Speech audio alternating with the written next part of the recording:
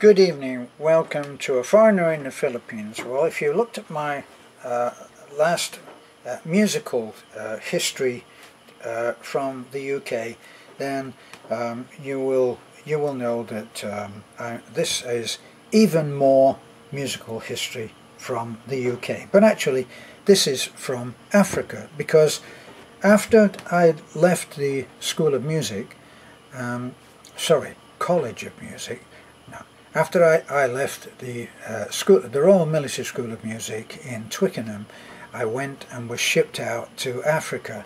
And no, I never fired a gun in my whole 8.5 years in the army. I never fired a gun. I was a musician.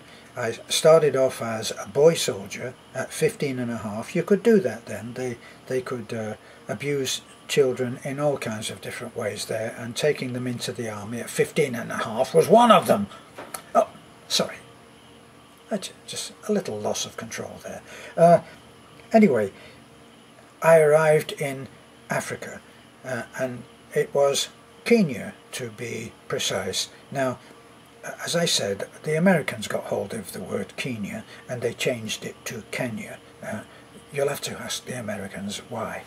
I'm not quite sure. It didn't sound any better. Kenya made a lot of sense to me, not Kenya. Well, when I got to Kenya, it was with the King's Regiment.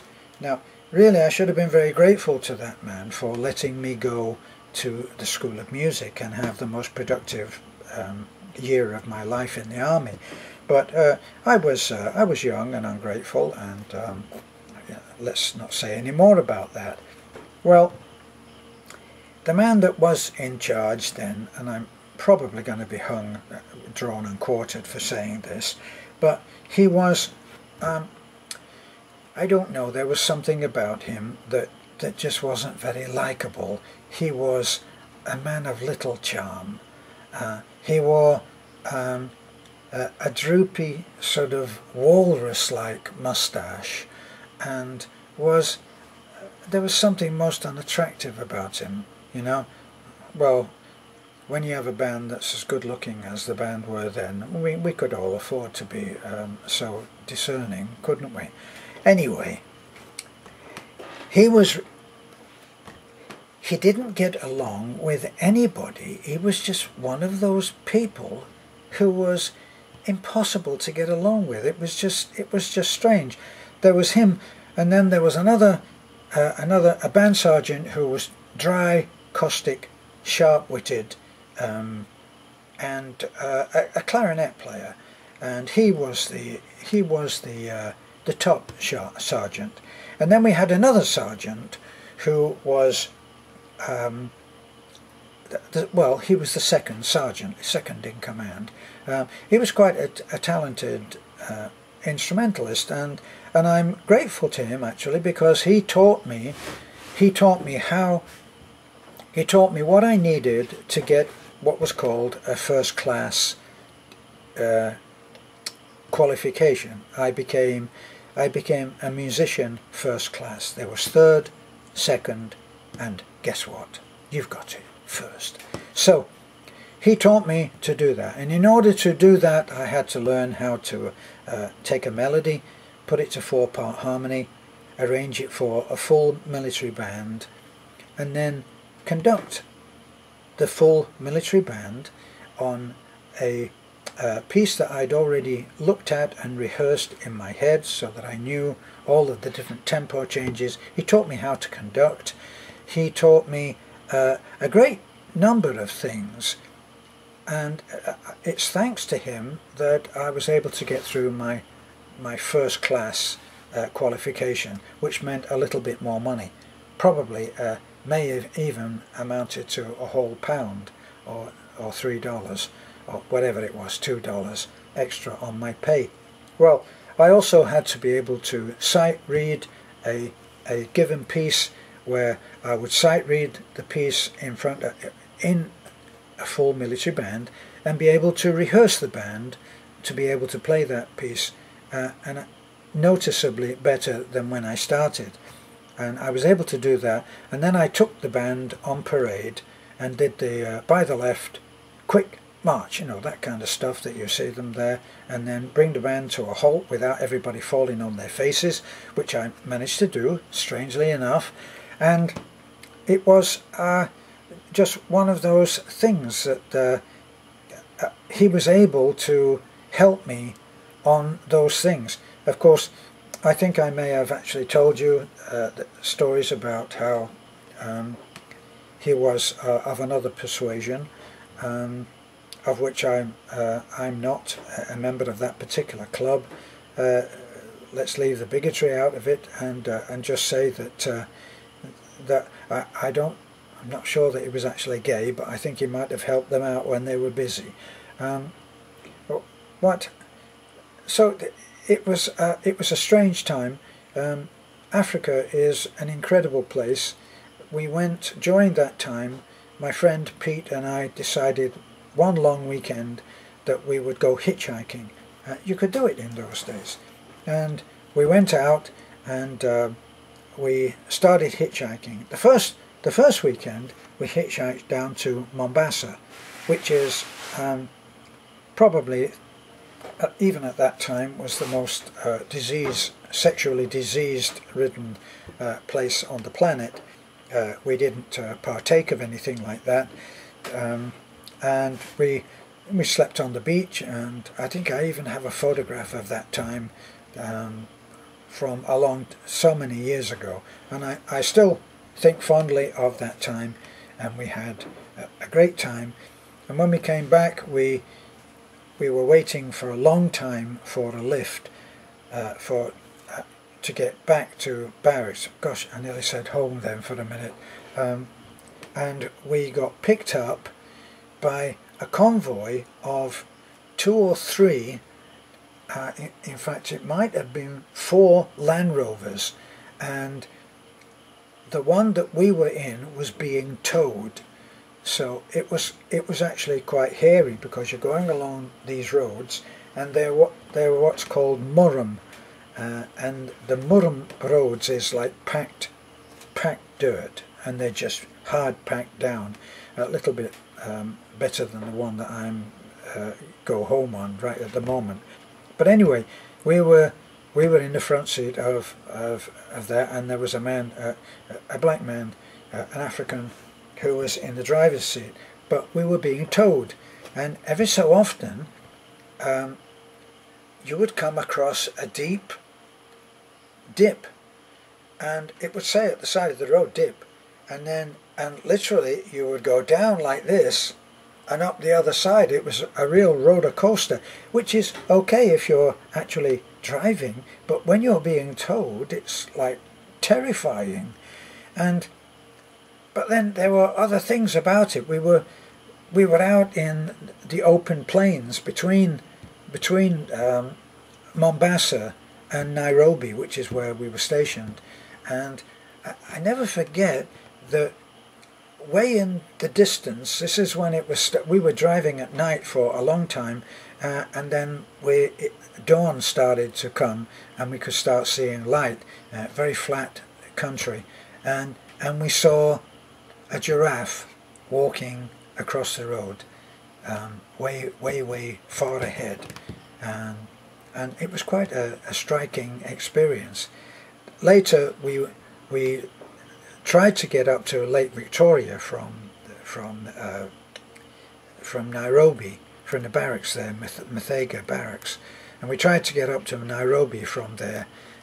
We didn't manage to do it, but we did go along the escarpment of Mount Longonot, and if you look on the map, Mount Longonot, heaven knows I'd have to look on the map myself, but there's an escarpment, and that's one where it's sheer cliff on one side and a sheer drop on the other. We were in, that was where I learned to love the Citroën, the motor car, the Citroën, the French car, fabulous car.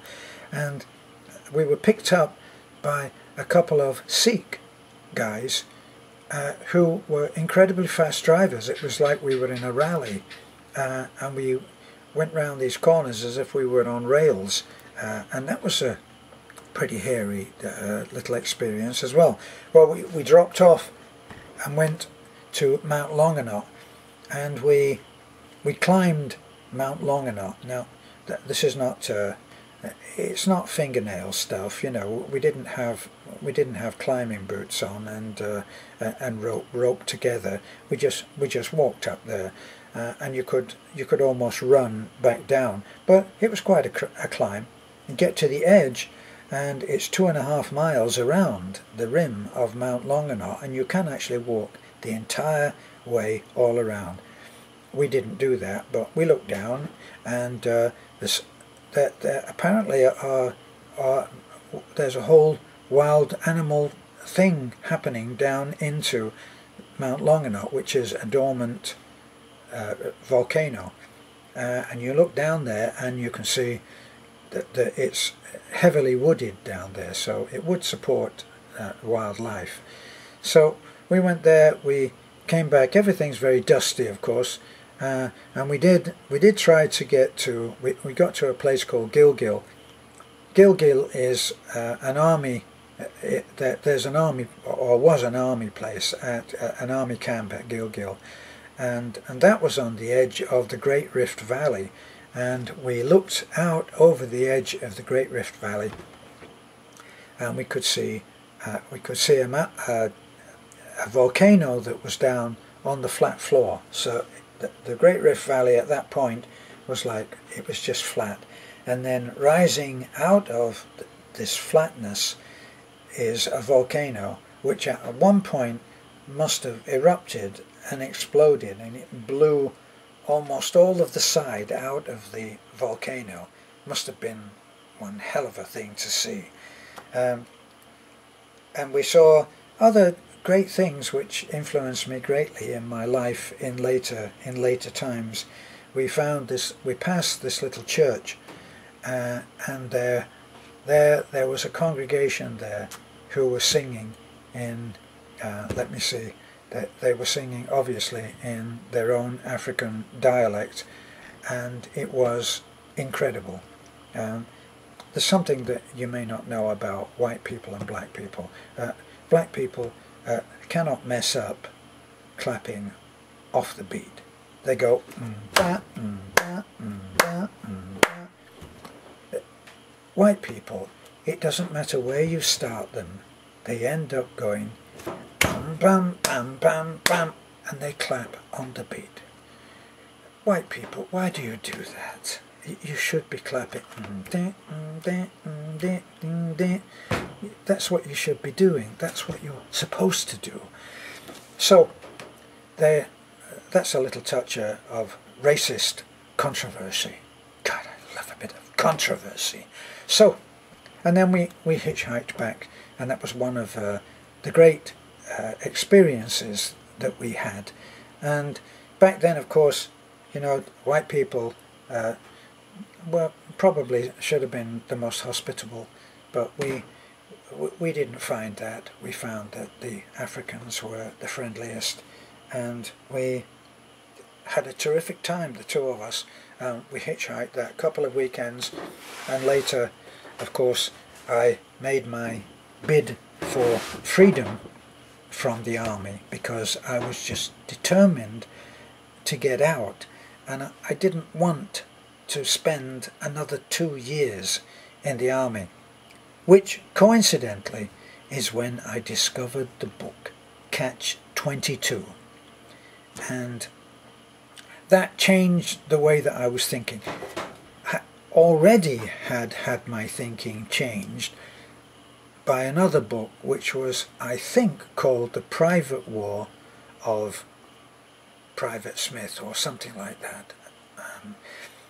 And it was about a man in the German army who had decided that he would fight the army on their terms, and he learned all of the army's rules and regulations. And when anybody tried to tell him what to do, he would say, "No, that's against the rules and regulations." And I tried to do the same, except in the British Army, you're not allowed to know, and certainly not allowed to quote, the rules and regulations, which are not there for your sanity or for order. They're there to drive you crazy. Well, I managed to stay relatively sane, and I'll continue this at another time. Thanks for looking in. This has been A Foreigner in the Philippines.